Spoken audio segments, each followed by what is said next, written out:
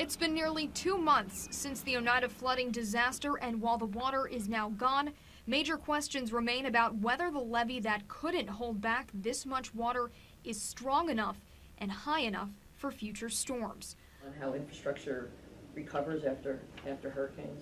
Laura Steinberg is the dean of the School of Engineering at Syracuse University.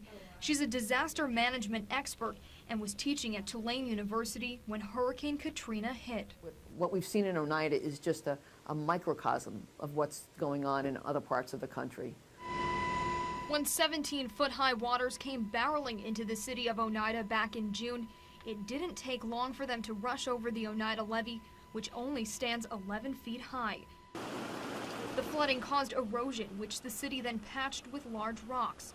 But with no national database or organization overseeing our country's 100,000 miles of levees, it's hard to tell exactly how levees should be maintained. We do not have a good analysis. We do not have a good database in this country of levees, where they are even, how they're inspected, how they're maintained.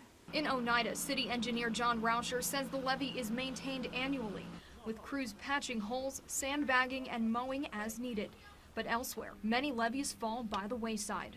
The American Society of Civil Engineers publishes a report card on the quality and the state of America's infrastructure. And a subcategory is levees. Levees got a D+. With levees protecting 10 million Americans from flooding every day, Dean Steinberg says proper maintenance is critical, and even more needs to be done.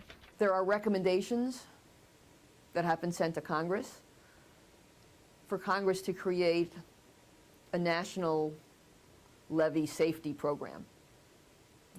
And such a program would require the registration of each and every levee, would require inspection every year. For now, the city of Oneida says it's working with the Army Corps of Engineers to make technical fixes to the levee, hoping to prevent another flooding disaster in the city. Reporting from Oneida, I'm Katie Corrado.